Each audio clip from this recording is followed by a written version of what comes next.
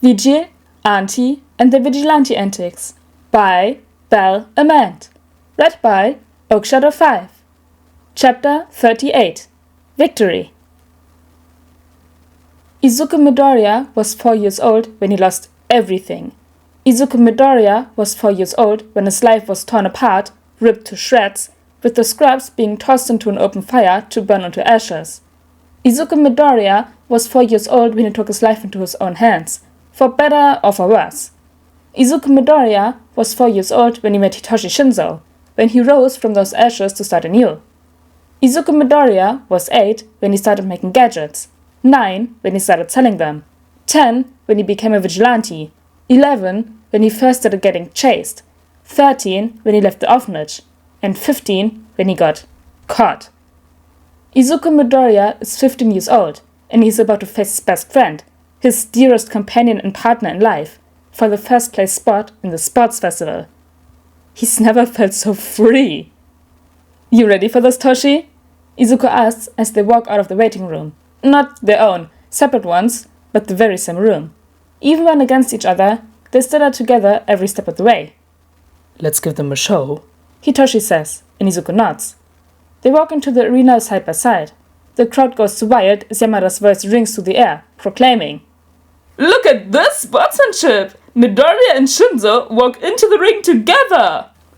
"Let's just introduce them and get on with it," Aizawa mutters into the microphone, and the exhaustion in his voice is enough to make the ex-vigilantes laugh. "Right! On one side, we have the boy who has stolen the show with every turn, the one who has faced heavy fire every step of the way and managed to get out of the crossfire with his brain and gear alone, Izuku Midoriya of the Hero Course!" Izuku has to hold back a wince when the cheering gets even louder, making his way to the far end of the arena and finally leaving Hitoshi's side. And his opponent, the secretive mastermind who has somehow evaded every blow, Hitoshi Shinzo of the Hero Course! He's never mentioned quirks, Izuku thinks, and the white grin on Hitoshi's face shows that the boy has realized the same thing. He's referenced quirks for most other opponents, but not us. Some would call it favoritism, allowing the boys to have an extra edge by keeping their secrets hidden. Izuku just calls it a blessing and calls it a day. Izuku shifts on his feet, hand reaching up to hold onto a piece of his capture weapon. Across the arena, he can see Hitoshi doing the same. He doesn't have to be close to know that Hitoshi's eyes are calculating, trying to figure out the best course of action. He doesn't have to see Hitoshi to know what he's planning. After all, Izuku and Hitoshi have been training together since they were 4. They've been by one another's side for over a decade. Izuku knows Hitoshi inside and out, can figure out the boy's thoughts in reverse if he needs to. Of course, that just means that Hitoshi can do the exact same. The match begins, and Izuku lunges in for the first attack. Just like always. It feels like home. It should be stated quite clearly that nobody is quite sure what to make of Izuku Midoriya and Hitoshi Shinzo, and this feeling extends to their classmates. The pair is a rather odd one to most of their peers. Then again, the boys on their own are rather interesting, to say the least. Unusual, perhaps, although most of Class 1A do not really have the right to call anyone unusual. Not that unusual is uncommon, either. Unusual isn't unheard of. Not when there's a girl no one can see cheering in the viewing area. A boy whose sweat can explode that glares at the stadium below. A girl who can create anything non-living out of her own fat that sits calmly and watches the fight. And a boy with a bird set for his own who can feel his feathers ruffling at the sight before him. And yet, these two are unusual in the most simple of ways. Their quirks are offensive. No, Shinzo's quirk isn't offensive. And yet he's here nonetheless. Midoriya doesn't even have a quirk, and yet he holds his own with a smile. It's bizarre to see two people that seem somewhat normal in such a chaotic class. But there's so much more to them too, than just their quirks or like they're off. There has to be, for the two to have made it not only into the hero class of the most prestigious hero school in all of Japan, but to also be fighting for the first place spot in the sports festival. The 1A seating area is full of a spectrum of emotions, ranging from excitement and awe to anger and annoyance. Some are like Eijiro Kirishima, who leaps out of his seat with a fist pumping into the air as he shouts, "Did you see that? Midori bro just threw a super manly punch!" To which Denki Kaminari snods and says, "Yeah, but Shinzo managed to trip Midoriya up with his Aizawa scarf." Meanwhile, there are others who feel more negatively. There's Ochako Uraraka, who wants to be excited for her peers, who wants to be thrilled by the all-out brawl of weapons and split-second maneuvers that goes on below, who wants to cheer along with the rest of her classmates, but can't muster up the feelings. Uraraka just feels disappointed, still, and watching the two just makes her feel even worse. And then there's Katsuki Bakugo, who glares at Shinzo in hopes that the boy fails miserably, that the boy humiliates himself. He holds no guilt for these feelings, only rage that the male managed to trick him, managed to surpass him even if only for this fight. But Bakugo thinks of another fight, of the hero's vigilance activity on the second day of school, where Shinzo was on the winning side. He thinks of the time when he first refound Deku, back when he was 13 and Shinzo had pulled Deku away from him, winning a battle that Bakugo had never even known about. Some feel more neutral about the event, a hint of disappointment for losing that merges with their wish for their classmates to do well. Rikido Sato, for one, who never even made it to the one-on-one tournament.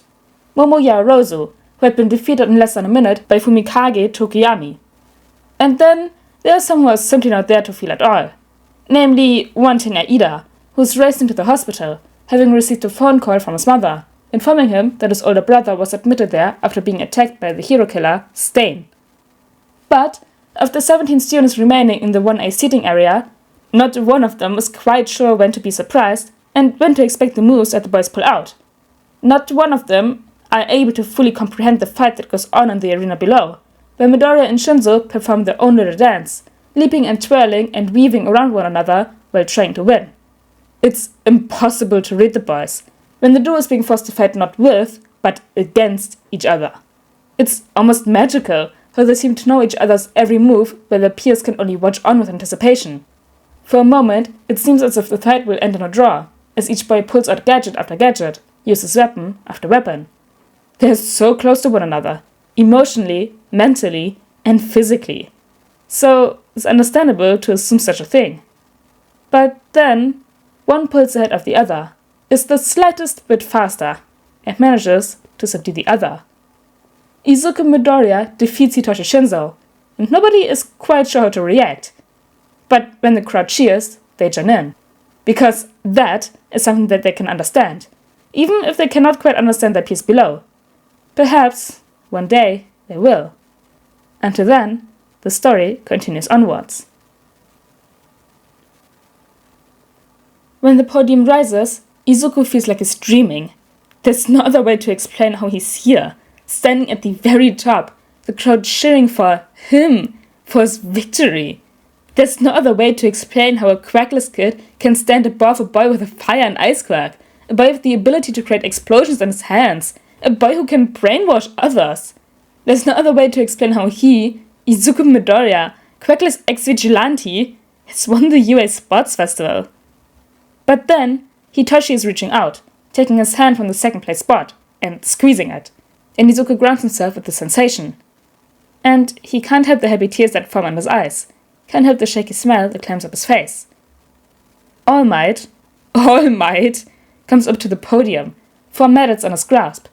Izuku watches on in a stupefied daze as the man congratulates Todoroki for his persistence and use of fire, praises Bakugo for his firepower, commends Hitoshi for getting to the final fight without a physical quirk to rely on. And then, All Might looks at Izuku, and Izuku feels his breath stop. Because this man may be his teacher, but he is also the number 1 hero. He is someone who Izuku has looked up to his entire life. He is someone that Izuku wanted to be like when he was younger. And though Izuku no longer holds dreams of being a replica of the man, All Might is still in his top 3, is still one of his biggest idols. And so, it means the world to Izuku when All Might looks to him and says, "Congratulations on winning first place. It must have been difficult without a quirk to rely on, but even so, you've pushed through to the top, and that is what matters. Your dedication and persistence is admirable, young Midoriya." Izuku wipes at his eyes, forcing away the wetness that builds up at the declaration. He asks a question, one that he hasn't asked anyone but his mother, anyone but Bakugo, anyone but Hitoshi, one that he hasn't asked since he was 4 years old. Do you think that I can become a hero, even though I'm quirkless? Izuku asks, and as Omid places the mat around his neck, he answers. Young Midoriya, I believe that you can accomplish anything, so long as you put your mind to it. The tears slip free, a sob escaping his throat as Omid pulls him into a gentle hug.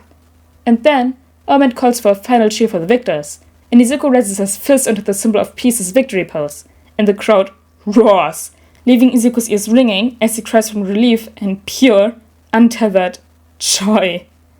Yes, today may just be a dream, but if it is, Izuku never wants to wake up.